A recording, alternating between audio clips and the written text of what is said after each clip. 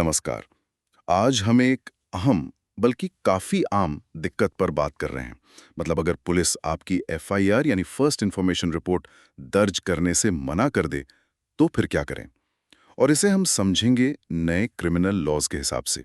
भारतीय नागरिक सुरक्षा संहिता मतलब बीएनएसएस और भारतीय न्याय संहिता बीएनएस ये 1 जुलाई 2024 से लागू हुए हैं। जी। हमारे पास कुछ कानूनी लेख हैं, कोर्ट के फैसले हैं, एक्सपर्ट एनालिसिस भी है। सब कुछ अपडेटेड है 12 जुलाई 2025 तक का। कोशिश यही रहेगी कि इसे आसान भाषा में समझें कि भाई ऐसे में क्या कदम उठा सकते हैं। तो चलिए इस पूरे मामले को खोलकर देखते हैं। बिल्कुल। देखिए, सबसे पहले तो ये समझना होगा कि ये एफआईआर आखिर चीज क्या है। ये वो पहला डॉक्यूमेंट है जो पुलिस बनाती है जब उन्हें किसी संज्ञेय अपराध की सूचना मिलती है। संज्ञेय अपराध मतलब कॉग्निजेबल ऑफेंस। हाँ, यानी गंभीर मामले। बिल्कुल। जैसे हत्या, चोरी, बलात्कार, ऐसे अपराध जिनमें पुलिस बिना वारंट के गिरफ्तार कर सकती है। जो नया बीएनएसएस है उसकी धारा 173 ये पुराने सीआरपीसी की धारा 154 जैसी है। अच्छा। वो साफ कहती है कि ऐसे मामलों में एफआईआर दर्ज करना पुलिस के लिए जरूरी है, अनिवार्य है। अनिवार्य है मतलब मैंडेटरी है। हाँ, मैंडेटरी। सुप्रीम कोर्ट ने भी ललिता कुमारी केस में 2014 का मामला था ये। हाँ, ललिता कुमारी वाला सुना है। उसी में ये बात बिल्कुल साफ कर दी थी। अच्छा। तो ये तो हुई कानूनी स्थिति। हाँ। लेकिन अगर पुलिस अपनी इसी कानूनी जिम्मेदारी को निभाने से मना कर दे तब पहला सबसे सीधा कदम क्या होता है? क्या बताते हैं हमारे सूत्र? देखिए, सबसे पहला और सीधा रास्ता है जिले के पुलिस कप्तान यानी एसपी साहब के पास जाना, सुपरिंटेंडेंट ऑफ पुलिस। बीएनएसएस की धारा 173 उसका सबसेक्शन 4 वो कहता है कि पीड़ित व्यक्ति अपनी शिकायत लिखकर डाक से भेज सकता है या खुद जाकर एसपी को दे सकता है। अच्छा। और अगर एसपी साहब को लगता है कि हाँ, शिकायत में दम है, कोई संज्ञेय अपराध बनता है, तो ये उनकी जिम्मेदारी है। या तो वो खुद जांच करे या अपने नीचे किसी अफसर को जांच का आदेश दे। ये पहला अहम पड़ाव है। ये तो हुआ पहला स्टेप।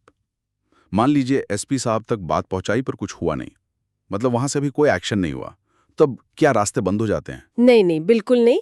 अगर एसपी से भी बात नहीं बनी तो फिर पीड़ित सीधा कोर्ट जा सकता है। बीएनएसएस की धारा 175(3 ये पुराने सीआरपीसी के सेक्शन 156(3 जैसी है। इसके तहत इलाके के जो जुडिशियल या मेट्रोपॉलिटन मजिस्ट्रेट है उनके पास एक अर्जी दे सकते हैं। साथ में एक हलफनामा मतलब एफिडेविट लगाना होता है। एफिडेविट, हाँ, जिसमें वो कसम खाकर कहते हैं कि जो कह रहे हैं सच है। बिल्कुल। फिर मजिस्ट्रेट मामले को देखते हैं, जरूरत महसूस हुई तो पुलिस का पक्ष भी सुन सकते हैं। और अगर उन्हें लगता है कि हाँ, एफआईआर होनी चाहिए थी तो वो पुलिस को आदेश दे सकते हैं। आदेश के भाई एफआईआर दर्ज करो और जांच शुरू करो। अरे वाह, ये तो बहुत मजबूत अधिकार है। मतलब पुलिस की ना के ऊपर मजिस्ट्रेट का आदेश। जी हाँ, ये पुलिस की निष्क्रियता को सीधी चुनौती है और यहाँ न्यायपालिका दखल देती है। लेकिन हाँ, जैसा एक केस में ओम प्रकाश अंबेडकर बना महाराष्ट्र राज्य 2025 कहा गया, मजिस्ट्रेट को भी ये पावर सोच समझकर इस्तेमाल करनी होती है, तर्क देना होता है अपने आदेश का। अच्छा, तो एसपी और मजिस्ट्रेट ये दो मुख्य रास्ते हो गए।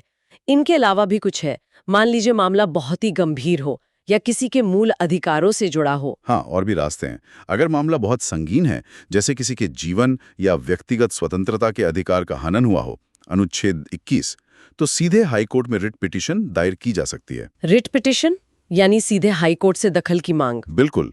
और अगर मानवाधिकारों का उल्लंघन लगता है तो राज्य या राष्ट्रीय मानवाधिकार आयोग में भी शिकायत की जा सकती है, ह्यूमन राइट्स कमीशन। ये तो हुए बड़े कानूनी रास्ते। कुछ प्रैक्टिकल बातें भी शायद सामने आई हैं, जैसे कई बार पुलिस थाना क्षेत्र का बहाना बना देती है। हाँ, बिल्कुल सही कहा।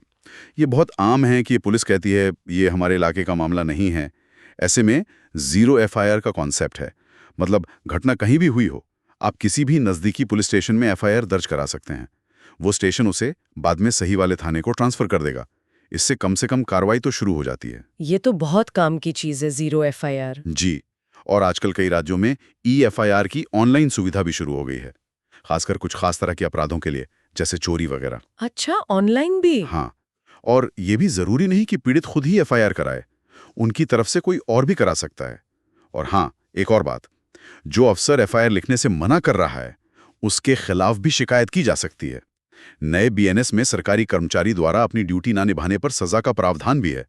शायद धारा 121 है, पर इस पर अभी थोड़ी और क्लैरिटी चाहिए होगी। और कानूनी सलाह लेना तो हमेशा ही अच्छा रहता होगा ऐसी स्थिति में। बिल्कुल, वकील से सलाह लेना हमेशा मददगार होता है। वो पूरी प्रक्रिया में गाइड कर सकते हैं। तो मतलब साफ है, अगर पुलिस एफआईआर दर्ज करने से मना करती है तो चुप बैठने की जरूरत नहीं है। कई रास्ते हैं, एसपी हैं, मैजिस्ट्रेट हैं, हाई कोर्ट है, मानवाधिकार आयोग है, जी हाँ। और फिर ये जीरो एफआईआर, ईएफआईआर जैसे प्रैक्टिकल तरीके भी हैं। हथियार तो हैं सिस्टम में। एकदम सही। बस ये याद रखना बहुत जरूरी है कि इस पूरी लड़ाई में हिम्मत रखनी होगी और अपनी हर शिकायत, हर बातचीत का मतलब जो भी कम्युनिकेशन हो, उसका रिकॉर्ड जरूर रखें। सबूत बहुत काम आते हैं। रिकॉर्ड रखना ये बहुत जरूरी है। और जैसा आपने कहा, कानूनी मदद लेने से प्रक्रिया थोड़ी आसान हो जाती है। कानून ने रास्ते तो दिए हैं, पर उनका असरदार इस्तेमाल करने के लिए जागरूकता, जानकारी होना बहुत जरूरी है। बिल्कुल। तो जाते जाते एक सवाल मन में आता है, और शायद सुनने वालों के मन में भी आए। जब ललिता कुमारी जैसे सुप्रीम कोर्ट के फैसले हैं, बीएनएसएस जैसे कानून हैं जो कहते हैं कि एफआईआर दर्ज करना अनिवार्य है, तो फिर जमीनी हकीकत में ये समस्या इतनी क्यों दिखती है कि पुलिस एफआईआर लिखने से मना कर देती है? मतलब सिर्फ कानून के शब्दों से परे वो कौन से सिस्टमिक फैक्टर्स हो सकते हैं, व्यवस्था की कौन सी दिक्कतें हो सकती हैं जो इसमें रोल निभा रही हों? इस पर सोचने की जरूरत है।